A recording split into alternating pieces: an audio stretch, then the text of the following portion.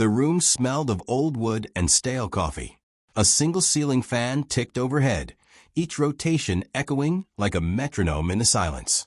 Michael Harris sat at the defendant's table, wrists cuffed, elbows resting on the scratched surface. His jacket was torn at the shoulder, his shirt wrinkled and spotted from the scuffle the night before. His hair stuck up in stubborn tufts, still damp from the morning rain. To anyone looking, he was just another tired old man who had finally picked one fight too many. No one in that courtroom looked twice. The officers who had brought him in leaned against the back wall, arms crossed, smirking at their own work as though they'd done the city a favor. The judge, gray-haired, jaded, drowning in paperwork, flipped lazily through Michael's thin case file, his eyes heavy with disinterest. The clerk read out the charges in a monotone voice, disturbing the peace. Resisting arrest. Words that sounded almost comical when laid against the silence that hung over the man in chains. Michael didn't move, didn't speak, didn't lift his head. To the world in that room, he was nobody. Just another John Doe who had fallen through the cracks. The bailiff shifted, clearing his throat. The public defender at Michael's side rifled through papers, but didn't even try to meet his client's eye. Why would he? Men like Michael never fought back in these places. They pled guilty, paid a fine, and disappeared again. The judge sighed, tapping his pen against the folder. State your name for the record. Michael kept his gaze on the wooden grain of the table. He said nothing. The public defender leaned closer, whispering, Come on, help me out here. Just a name. Anything. Michael's lips tightened, but no sound came. A ripple of annoyance passed through the room. One of the arresting officers chuckled under his breath. The prosecutor rolled her eyes. The judge leaned back in his chair, muttering, Another one of these. The silence stretched, heavy and uncomfortable. And then, the back doors opened, not with the soft creak of a latecomer, but with the sharp, deliberate push of someone who belonged everywhere he walked. Boots struck the courtroom floor like a drumbeat, heavy, rhythmic, undeniable. Every head turned. Through the doorway strode a man in full dress uniform, a 4-star general. His medals caught the pale light as though they carried their own fire. His posture was unyielding, his expression unreadable. 2 aides flanked him, their movements crisp, clearing a path without a word. The officers at the back straightened instinctively. The prosecutor froze, mouth slightly open. Even the judge faltered, pen hanging midair as he realized who had just entered his courtroom. The silence became absolute. And for the first time that morning, Michael lifted his head. His eyes, cold steel blue, met the general's across the room. For a moment, the years fell away, and the stillness carried a weight no one else understood. The general's gaze softened. He gave the smallest of nods, not of command, but of respect. The judge cleared his throat, voice catching. State your business, sir." The general's boots echoed as he crossed the floor, each step measured. He stopped at the prosecution's table, then turned, his voice ringing out clear and sharp. "Your Honor, I am General James Aldridge, United States Army, retired. And I am here on behalf of the defendant." The room seemed to shrink around his words. The public defender's jaw slackened. The officers exchanged glances, suddenly unsure of themselves. Even the ceiling fan seemed to slow. Michael Harris sat still, chains clinking faintly as his hands shifted just slightly. His gaze never left the man who had spoken his name without saying it. The judge leaned forward, frowning, unsure what storm had just stepped into his quiet courtroom. And as the weight of Aldridge's presence settled over every soul in the room, one question burned unspoken in the air. Who exactly was this man in chains? Michael Harris lived where the forest swallowed sound. A single cabin sat at the end of a dirt road, leaning into the shadows of towering pines. The roof sagged, patched more with grit than with shingles, and the porch moaned beneath every step he took. To the few townsfolk who passed that way, it looked less like a home and more like the remains of a man's stubborn refusal to move on. Michael didn't mind. He wanted it that way. Neighbors rarely saw him in town, and when they did, he seemed more like a figure carved from stone than flesh. He spoke little. Sometimes he nodded, sometimes he didn't. His beard grew thick, his jacket always worn, his boots carrying the mud of forgotten trails. Most assumed he was just another veteran who hadn't adjusted to civilian life. A drifter with a permanent address. Someone who preferred silence because the world had nothing left to offer him. But the truth was far heavier. For 31 years, Michael served in the Navy. 17 of those as a sniper in SEAL Team 4. He had deployed to deserts where the sand could melt skin, jungles that swallowed men whole, and frozen mountains where the wind howled like wolves. Missions erased from paper, but carved into his bones. He never wore his medals. He never told his stories. And when retirement came, he refused the pension, declined the ceremony, and vanished without a trace. Not because he was bitter, but because the war had already taken enough. Each morning, before the sun had even warmed the treetops, Michael walked the narrow trails around his cabin. His boots pressed softly into wet earth, breath fogging in the cold air. The birds scattered when they sensed him, as though they, too, understood he preferred the silence. Inside the cabin, his world was simple. A wood stove that groaned and hissed in the winter. A small workbench covered in rusted tools. Old radios and prosthetic parts in neat piles. Michael spent his days fixing broken things. Radios that no longer sang. Tools missing their edges. Even artificial limbs belonging to vets who had nothing else to rely on. They paid him in firewood, in canned beans, in nothing at all. He never asked. He never would. His only connection to the outside world was a battered flip phone held together with duct tape. He used it rarely, mostly as a flashlight, sometimes to call for rides on behalf of other vets. It wasn't about convenience. It was about staying just close enough to help, but far enough to remain unseen. At night, when the fire dimmed and the cabin sank into silence, Michael would sit with a chipped mug of coffee and stare at the walls. The cabin looked empty to anyone else, but he knew what filled it. Shadows, names, faces, voices that had fallen silent decades ago. He could still smell the acrid smoke of a Humvee fire, still hear the sharp crack of rifles in a canyon, still see the outline of brothers who had walked into the dark but never walked back out. Sometimes he would press a palm to the scar behind his ear, a reminder of the bullet that never quite finished its work. Or he'd catch the faded ink of the trident on his forearm when the firelight flickered across it. The world thought he was invisible, but inside, Michael carried an army. When Michael drove into town, his old pickup rattled like bones, coughing smoke from the exhaust. He moved with the same steady rhythm, never hurried, never flustered. He didn't linger. He didn't stay for conversations. Some whispered he was cold. Others said he was haunted. But in truth, he was neither. Michael Harris was simply done. Done proving himself. Done explaining. Done with a world that had no idea what men like him had given up so it could keep spinning. All he wanted was peace. But peace has a way of slipping through the cracks when the world refuses to leave you alone.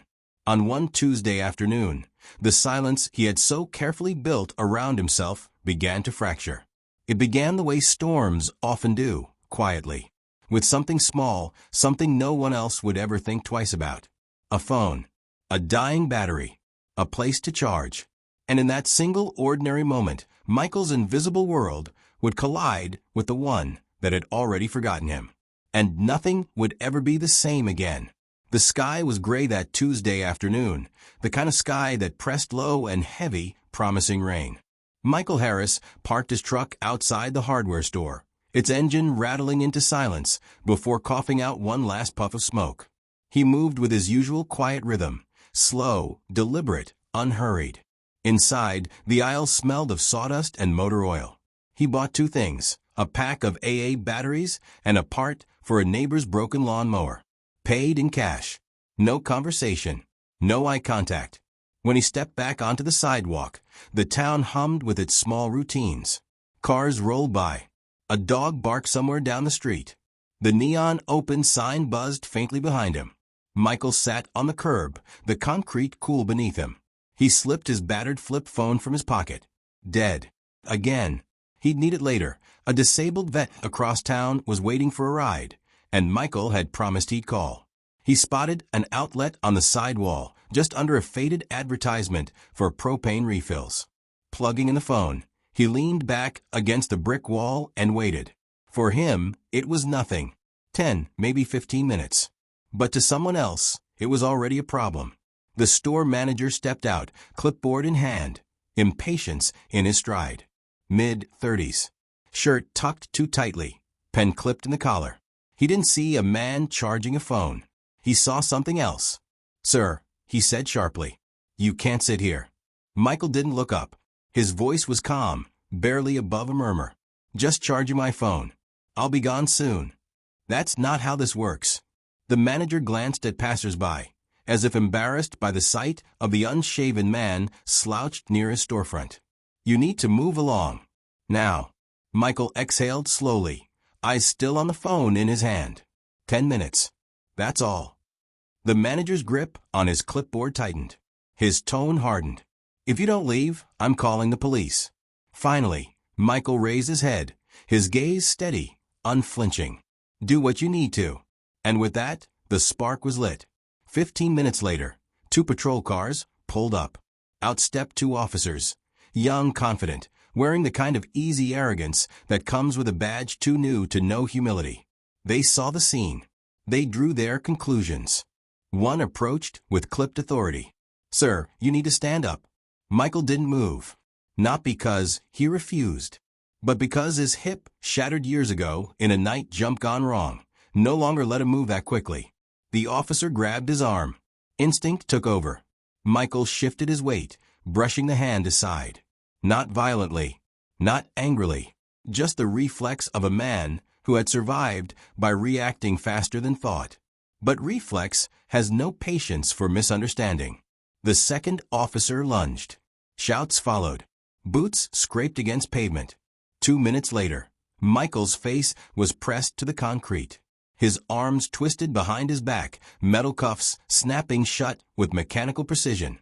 They hauled him up roughly, ignoring the stiffness in his joints, the limp in his step.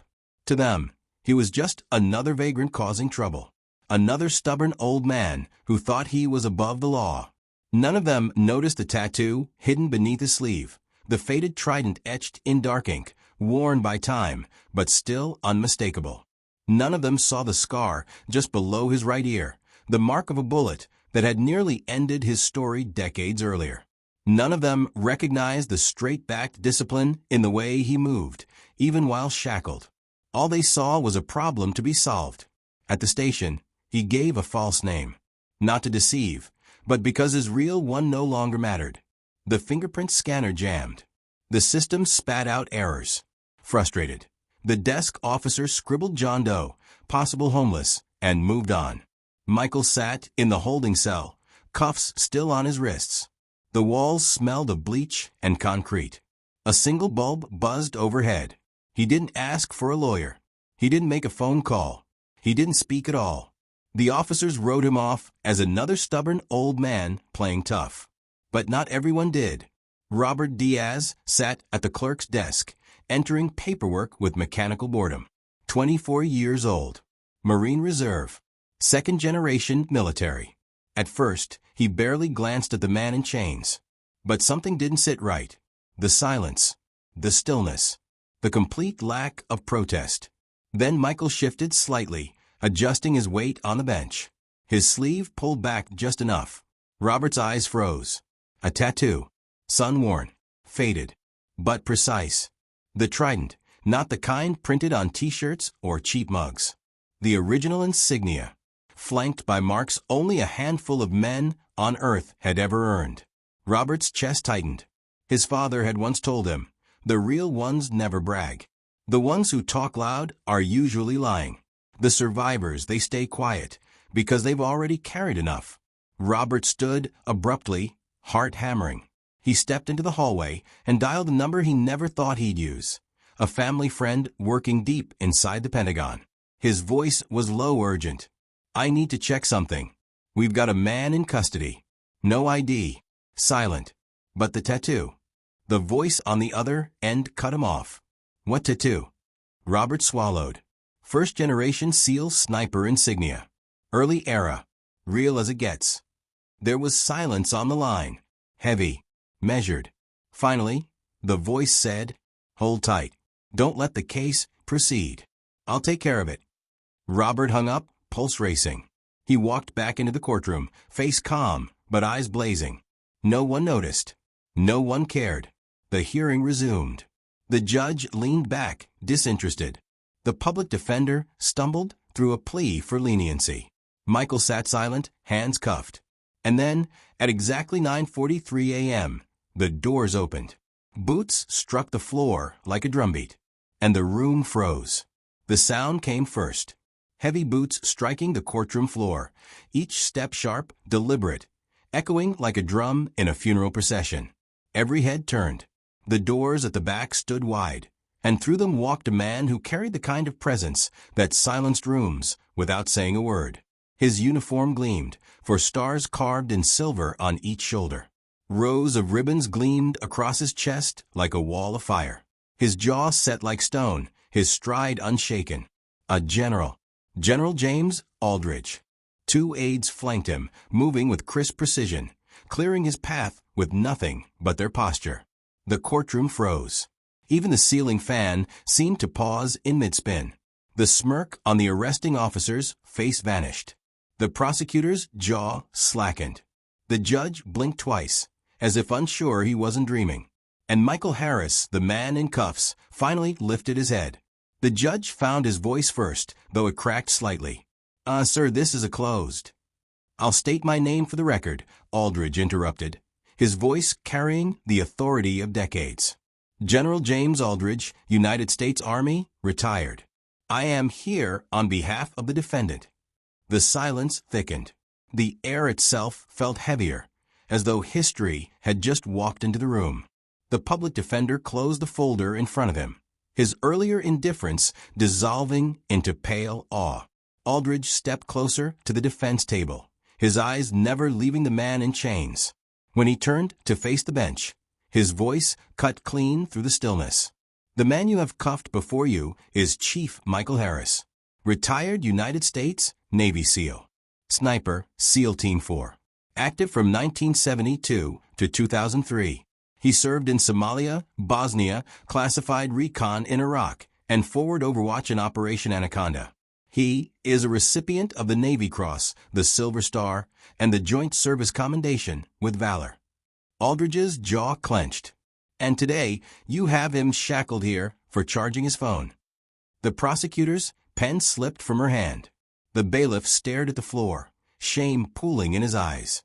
Even the young officer who had forced Michael to the ground now looked small, shoulders shrinking under the weight of his mistake.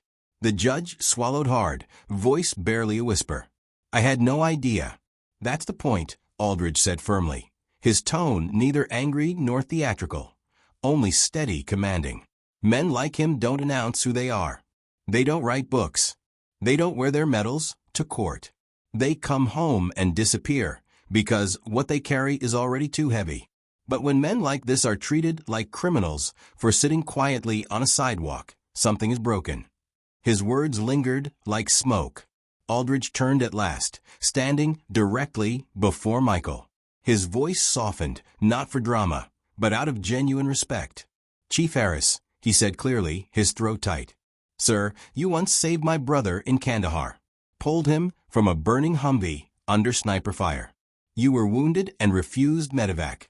I've waited 15 years to shake your hand." All eyes turned to Michael. For the first time in that courtroom, his expression shifted. His steel blue gaze lifted, studying the man who stood before him. His voice was low, gravelly. "He made it." Aldridge's eyes shined. His jaw trembled as he nodded. "He did. Thanks to you." The judge leaned forward, visibly shaken. I order all charges dropped immediately. Expunged." Aldridge didn't wait. He looked at the bailiff. "Remove the cuffs." The bailiff hesitated, hand hovering over the key. "That wasn't a request," Aldridge said, his voice sharp as a blade. The cuffs clicked open. Michael rubbed his wrists, slow, deliberate. He didn't thank anyone. He didn't need to. One of the young officers opened his mouth, fumbling for an excuse. But Aldridge silenced him with a glance. "Next time you put your hands on someone, ask who they are first." The officer shut his mouth. Michael rose to his feet, folding his jacket neatly over his arm. His shoulders straightened, not with pride, but with the steadiness of a man who had endured more than the room would ever understand. He turned toward the door. But before he reached it, Aldridge leaned close, his words low enough that only Michael could hear.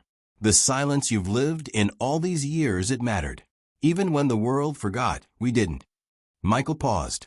His face didn't soften, but in the corner of his mouth, something shifted, not quite a smile, but the ghost of one. And then he walked out, leaving the room in stunned silence. Every person in that courtroom, the judge, the prosecutor, the clerk, the officers, sat frozen, their lives suddenly altered by the truth they had just witnessed. And though no one said it aloud, the same question echoed in all their minds. How many men like Michael Harris walk among us, unseen, unthanked, forgotten, until it's too late? Michael Harris didn't drive straight home that afternoon. His old pickup rattled along the back roads, the engine growling as pine trees blurred past the windows. He passed the gas station where the clerk always stared straight through him. He passed the American Legion post, where veterans gathered over beers and old war stories, a door he had never walked through. He kept driving, farther than he meant to, until the truck rolled to a stop at the gates of a local veteran cemetery. The gravel crunched beneath his boots as he stepped out. The air was still, heavy with the scent of pine and cut grass. Rows of headstones stretched out before him, endless in their silence. Michael stayed in the cab, hands gripping the wheel, eyes locked on the horizon of white stone markers. On the seat beside him rested a coin, heavy, cold, etched with years of meaning. General Aldridge had pressed it into his palm before leaving the courthouse. An old challenge coin, worn smooth by time. Michael turned it over in his fingers. On the back, carved deep into the metal, were 4 words. "Your silence was never wasted." He didn't smile. He didn't cry. He just sat there, letting the weight of those words press against the years he had carried alone. For the first time in decades, he didn't feel invisible. Word of what happened didn't make the papers. There were no headlines, no viral videos, but whispers spread. At the SEAL training compound 2 states over, instructors told the story in the quiet of late-night sessions. No names, no details, just a reminder to recruits that the legends weren't always in books, and the heroes weren't always in parades. At the local VFW hall, a black and white photo appeared on the wall. A sniper team in a mountain pass, their faces half-shadowed. Beneath it, a note written by hand. "He never asked to be known, so we won't name him, but we remember." Even in the courthouse, the day carved itself into memory. The judge grew quieter in his rulings. The prosecutor began looking twice at every name she processed. The young officer, the one who had forced Michael into the concrete, requested reassignment not long after. And Robert Diaz, the clerk who had made the call that changed everything, returned home one evening to find a package at his door. No return address. Inside, a worn copy of SEAL Team History, Declassified, Volume 1. Tucked in the cover was a folded note. It wasn't signed. It only said, "You looked closer. Most don't. That matters." As for Michael, he returned to his cabin in the woods. The same creaking porch. The same stove that hissed through the night. The same quiet walks at sunrise, his boots pressing into earth that never asked who he was. But something in him had shifted. Those who passed him in town noticed it. He stood straighter, not prouder, just steadier. Less like a shadow, more like a man willing to be seen again. Once a month, without fail, Michael returned to the county courthouse. He never spoke, never drew attention. He sat in the back row, silent as stone, watching hearings unfold. Not because he wanted to relive what happened. Not because he sought gratitude, but because, deep down, he knew there might be someone else one day, another quiet man, overlooked, dismissed. Someone who needed what he had been denied at first. A second look, Michael never wanted medals pinned to his chest, never wanted ceremonies, never wanted the world to know his name. All he ever wanted was peace, to live quietly, to carry the weight he'd earned without having to prove it to anyone. But when the world forgets what a hero looks like, sometimes it takes a single moment, a door opening, a voice speaking truth, to remind everyone. Michael Harris walked through life like a ghost. But he was no ghost. He was flesh. He was blood. He was a man who had given everything and asked for nothing in return. And sometimes, the silence of men like him is louder than any applause. So the next time you see a quiet figure sitting alone on a bench, or waiting in line at a store, or even standing in a courtroom, ignored by everyone around them, look again. Because you may be standing next to someone who once changed the course of history and never told a soul. Now I want to ask you, have you ever known someone like Michael Harris? Someone who carried greatness in silence, never asking for recognition? Say their name in the comments. Tell their story. Because the most powerful stories don't shout. They wait.